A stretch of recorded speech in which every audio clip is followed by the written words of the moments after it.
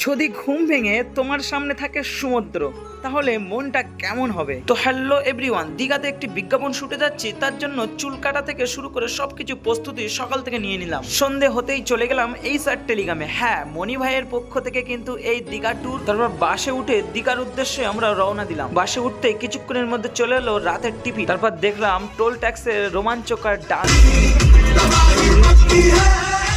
এইসব বদমাইশি করতে করতে পৌঁছে গেলাম কলাঘাটে। ওখান থেকে চা পানি ইত্যাদি খেয়ে আবার রওনা দিলাম। সকালবেলা ঘুম ভাঙতেই দেখতে পেলাম কলকাতা টু দীঘা ট্রেন। দীঘাতে গাড়িতে নেমেই আমরা রুমের দিকে গুটি গুটি পায়ে রওনা দিচ্ছিলাম। এই যে ছিল আজকের আমাদের পুরো টিম। হ্যাঁ, ঠিকই দেখছেন, এই হলো আমাদের হোটেল। রুমে কিছুক্ষণ রেস্ট করে সমুদ্রের দিকে গুটি গুটি পায়ে এগিয়ে যাচ্ছিলাম, যেহেতু সমুদ্র আমাকে ডাকছিল।